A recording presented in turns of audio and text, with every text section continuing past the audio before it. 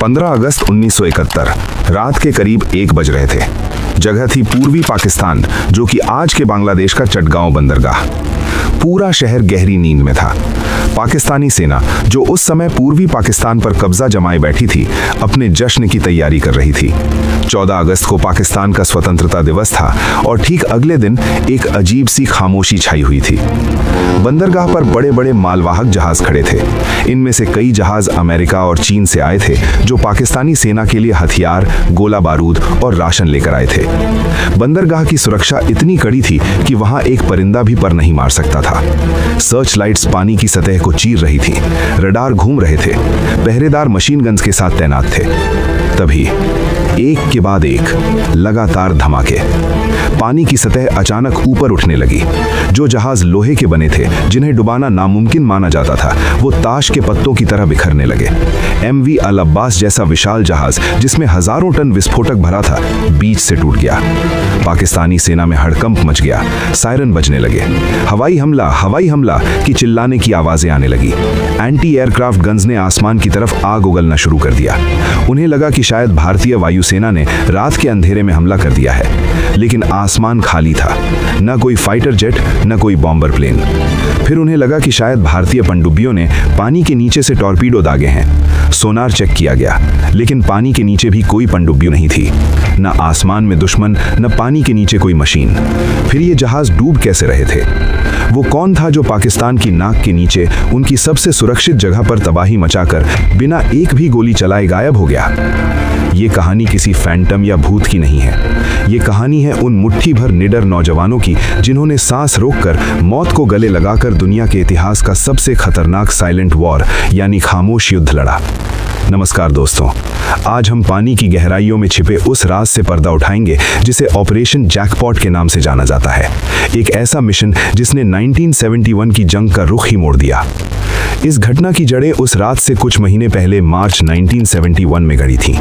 पाकिस्तान 2 हिस्सों में बटा हुआ था, पश्चिमी पाकिस्तान और पूर्वी पाकिस्तान। हुकूमत पश्चिम की थी, लेकिन संसाधन और जनता पूर्व की। जब पूर्वी पाकिस्तान ने अपनी आवाज उठाई, तो जवाब में उन्हें मिला ऑपरेशन सर्च लाइट। ये एक नरसंहार था। पाकिस्तानी सेना ने अपने ही लोगों पर गोलियां चलानी शुरू कर दी।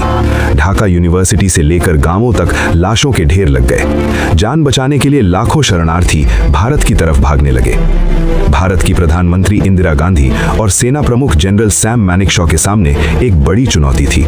भारत सीधे तौर पर युद्ध नहीं छेड़ सकता था, क्योंकि अंतर्राष्ट्रीय दबाव बहुत ज्यादा था, लेकिन हाथ पर हाथ धरे बैठना भी मुमकिन नहीं था। शरणार्थियों का बोझ भारत की अर्थव्यवस्था को तोड़ रहा था।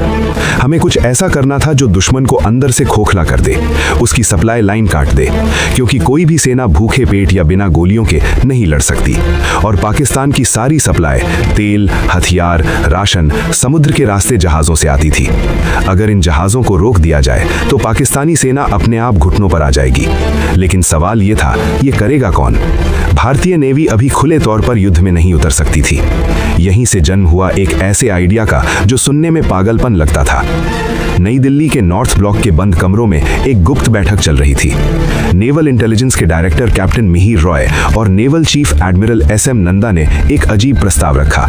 उनका कहना था, हम अपनी नेवी के जहाज नहीं भेजेंगे, हम मुक्ति वाहिनी के उन नौजवानों का इस्तेमाल करेंगे जो भारत भाग कर आए हैं। लेकिन यहाँ एक बहुत बड़ी समस्या थी। ये नौजवान कोई सैनिक नहीं थे, ये छात्र थे, किसान थे, मछुआरे थे। इन्होंने कभी बंदूक नहीं पकड़ी थी, कभी अनुशासन नहीं देखा था। क्या इन्हें दुनिया के सबसे खतरनाक नेवल मिशन के लिए तैयार किया जा सकता था?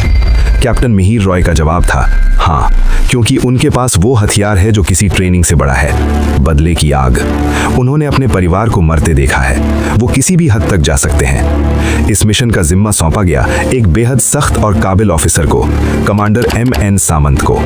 कमांडर सामंत को कोवर्ट ऑपरेशंस का हेड बनाया गया। उन्हें कहा गया, इन लड़कों को ऐसी ट्रेनिंग दो कि ये पानी के अंदर भी सांस ले सकें और दुश्मन के जहाज को बिना भनक लगे उड़ा सकें। दोस्तों, किसी भी सेना के लिए सबसे बड़ी ताकत उसके अफसर होते हैं। मुक्ति वाहिनी के पास जोश था, लेकिन अनुभव नहीं। उन्हें लीड करने के लिए किसी एक्सपर्ट की जरूरत थी, और ये एक्सपर्ट्स मिले एक बहुत ही फिल्मी और रोमांचक तरीके तरीके से। मार्च 1971 में फ्रांस के टूलोन शहर में एक पाकिस्तानी पनडुब्बी PNS मैंग्रो खड़ी थी। इस पनडुब्बी के क्रू में कुछ बंगाली अफसर भी थे। जब उन्होंने रेडियो पर सुना कि उनके देश यानी पूर्वी पाकिस्तान में उनकी माँ बहनों के साथ क्या हो रहा है तो उनका खून खौल उठा। इनमें एक नाम था अब्दुल वाहिद चौधरी और उनके 7 साथियों ने एक बहुत बड़ा फैसला लिया। उन्होंने पाकिस्तानी नेवी से बगावत करने की ठान ली। सोचिए, विदेश की धरती पर जहां पाकिस्तानी खुफिया एजेंसी ISI की नजर उन पर थी, वहां से भागना मौत के मुंह से निकलने जैसा था। ये 8 जाबाज, जिन्हें बाद में इतिहास ने दी 8 सबमरीनर्स कहा, अपनी जान हथेली पर रखकर वहां से भागे। वो स्पेन पहुंचे, फिर वहां से भारतीय दूतावास की मदद से भारत आए। इन 8 लोगों का भारत आना ऑपरेशन जैकपॉट के लिए गेम चेंजर साबित हुआ। अब हमारे पास ऐसे ट्रेनर थे जो पाकिस्तानी नेवी की नस नस से वाकिफ थे। मई 1971, पश्चिम बंगाल का मुर्शिदाबाद जिला, भागीरथी नदी का किनारा। यहाँ एक गुप्त ट्रेनिंग कैंप बनाया गया। इस कैंप का नाम रखा गया कैंप प्लासी। इतिहास का पहिया देखिए दोस्तों, 1757 में इसी जगह प्लासी की लड़ाई में नवाब सिराजुद्दौला को धोखे से हराया गया था और भारत ने अपनी आज़ादी खोई की। और अब 200 साल बाद ठीक उसी जगह पर एक और आज़ादी की लड़ाई की तैयारी हो रही थी, लेकिन इस बार हम किसी को गुलाम बनाने के लिए नहीं, बल्कि किसी को आज़ाद कराने के लिए लड़ रहे थे। कैंप प्लासी में करीब 400-500 बंगाली नौजवानों को चुना गया। शर्तें बहुत सख्त थीं। तैरना आना चाहिए, सीने में दम होना चाहिए और वापस न लौटने का डर नहीं होना चाहिए। कमांडर सामंत और उनके साथियों ने इन लड़कों की ट्रेनिंग शुरू की। ये कोई आम ट्रेनिंग नहीं थी। इन लड़कों को सिखाया गया कि पानी के अंदर घंटों कैसे रहना है, बिना ऑक्सीजन सिलेंडर के सिर्फ एक पाइप के सहारे कैसे तैरना है, पानी का बहाव, ज्वार भाटा और अंधेरे में दिशा कैसे पहचाननी है। लेकिन सबसे महत्वपूर्ण चीज जो उन्हें सिखाई गई वो थी उनका हथियार, लिम्पिट माइन। लिम्पिट माइन देखने में ये एक छोटे कछुए या उल्टी कढ़ाई जैसी होती है।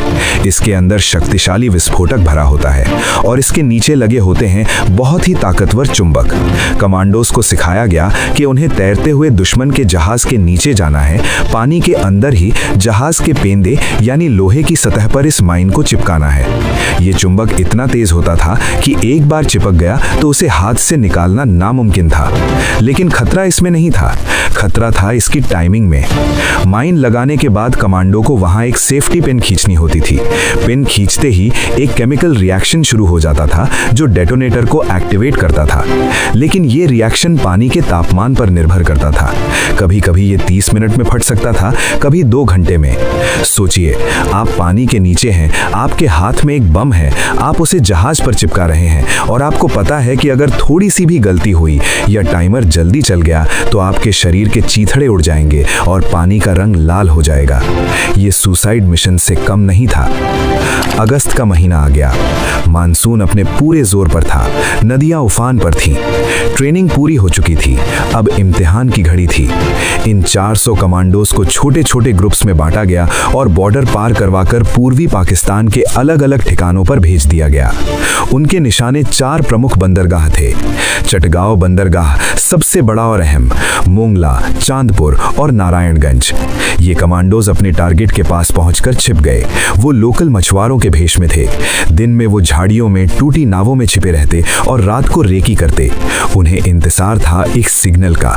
ये सिग्नल उन्हें कैसे मिलता? मोबाइल फोन थे नहीं, वॉकी टॉकी पकड़े जाने का डर था। तो भारतीय नेवी ने संचार का एक अनोखा तरीका निकाला, ऑल इंडिया रेडियो। तय ये हुआ कि आकाशवाणी के कोलकाता स्टेशन से एक खास गाना बजाया जाएगा। ये गाना पूरी दुनिया के लिए सिर्फ मनोरंजन था, लेकिन उन छिपे हुए कमांडोज के लिए ये मौत का फरमान था।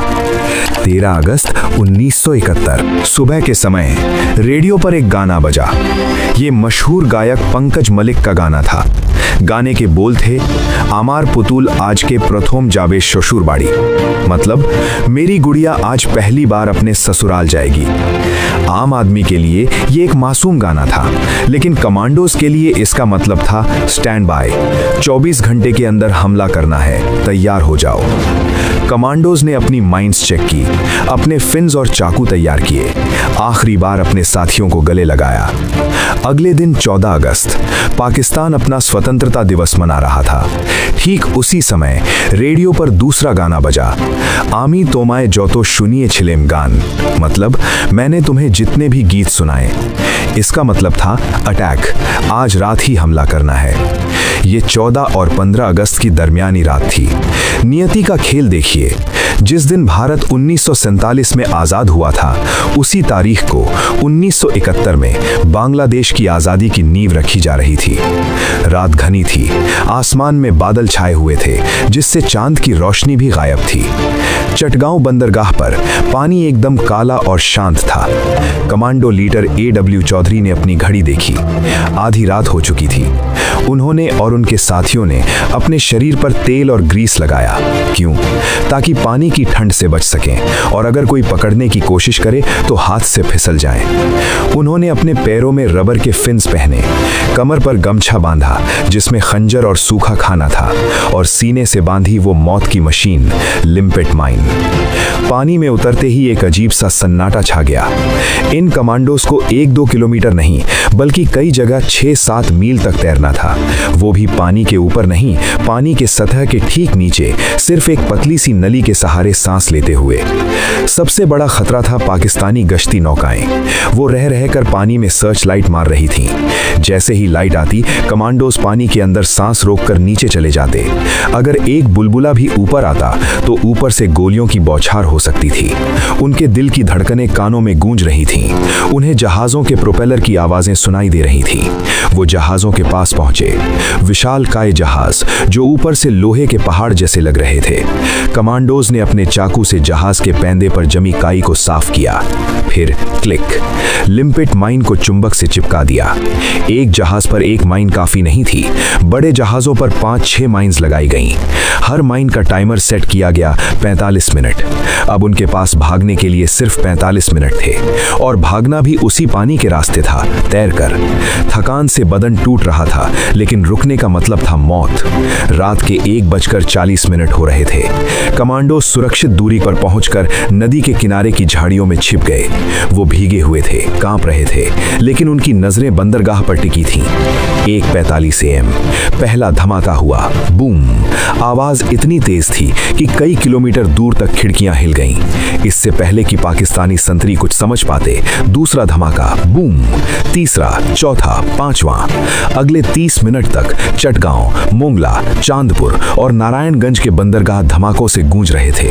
जो जहाज कल तक पाकिस्तान का गुरूर थे, वो अब जलती हुई मशाल बनकर पानी में डूब रहे थे। MV अल अब्बास, MV ओरिएंट बार्ज, सब के सब तबाह हो गए। पानी में तेल फैल गया और उसमें आग लग गई। ऐसा लग रहा था जैसे नदी में आग बह रही है। पाकिस्तानी फौज पगला गई थी। वो अंधेरे में हर तरफ गोलियां चला रहे थे। उन्हें समझ ही नहीं आ रहा था कि दुश्मन कहां है। वो पानी में गोलियां मार रहे थे, हवा में मार रहे थे, लेकिन हमारे कमांडोज, वो तो अपना काम करके उस धुएं और अंधेरे का फायदा उठाकर गायब हो चुके थे। उस एक रात में, सिर्फ एक रात में लगभग 45 बड़े और छोटे जहाज डुबो दिए गए या बेकार कर दिए गए। तकरीबन 1 लाख टन का सामान पानी में समा गया। ये द्वितीय विश्व युद्ध के बाद दुनिया का सबसे बड़ा और सफल नेवल सैबोटाज ऑपरेशन था। सुबह होते होते दुनिया भर की हेडलाइंस बदल चुकी थीं। BBC, वॉइस ऑफ अमेरिका, सब जगह यही खबर थी कि पूर्वी पाकिस्तान के बंदरगाह तबाह, बंगाली बागियों का घातक हमला। इस हमले का असर सिर्फ जहाजों के डूबने तक सीमित नहीं था, इसका असर बहुत गहरा था। सप्लाई लाइन का खात्मा। पाकिस्तान अब अपने सैनिकों को रसद और हथियार नहीं भेज पा रहा था। चटगांव बंदरगाह इतना जाम हो गया कि वहां कोई नया जहाज आ ही नहीं सकता था। मनोवैज्ञानिक हार। पाकिस्तानी सेना, जो खुद को अजेय समझती थी, डर गई। उन्हें लगने लगा कि मुक्ति वाहिनी कहीं भी हो सकती है, पानी में, जमीन पर, हवा में। उनका मनोबल टूट गया। दुनिया को पता चल गया कि ये सिर्फ कुछ दंगाइयों का काम नहीं है, बल्कि एक संगठित युद्ध है। इस ऑपरेशन ने यह साबित कर दिया कि साधारण लोग अगर ठान लें तो दुनिया की किसी भी ताकतवर फौज को धूल चटा सकते हैं। दिसंबर 1971 में जब असली असली युद्ध शुरू हुआ तो पाकिस्तानी सेना पहले से ही हताश और कमजोर हो चुकी थी। ऑपरेशन जैकपॉट ने उनकी रीढ़ की हड्डी पहले ही तोड़ दी थी। 16 दिसंबर 1971 को जब जनरल नियाजी ने 93,000 सैनिकों के साथ सरेंडर किया तो उस जीत की नींव उन गोताखोरों ने ही रखी थी। आज बांग्लादेश की नेवी का जन्म इन्हीं वीरों से माना जाता है। लेकिन दुख की बात यह है कि इतिहास की किताबों में अक्सर बड़े जनरलों और नेताओं का नाम होता है। वो लड़के जिन्होंने अपने शरीर पर ग्रीस पोता था, जिन्होंने मौत के अंधेरे पानी में छलांग लगाई थी, उनमें से कितनों के नाम हम जानते हैं? Captain M.N. सामंत, कैप्टन मिहिर रॉय और वो 8 बागी सबमरीनर्स और वो 500 से ज्यादा अज्ञात नायक, ये वो लोग थे जिन्होंने बिना वर्दी के, बिना मेडल की चाह के एक देश का नक्शा बदल दिया। इसे कहते हैं द साइलेंट वॉर, एक ऐसी जंग जहां शोर सिर्फ धमाकों का था लेकिन वीरता खामोश थी। आपको क्या लगता है दोस्तों, क्या इतिहास में ऐसे और भी साइलेंट ऑपरेशंस हैं जिनके बारे में हमें नहीं पता? और अगर आप उस रात उन कमांडोज की जगह होते तो क्या आप इतना बड़ा जोखिम उठा पाते? अपने जवाब और राय नीचे कमेंट्स में जरूर लिखें। अगर आपको ये अनकही कहानी पसंद आई तो इस वीडियो को लाइक करें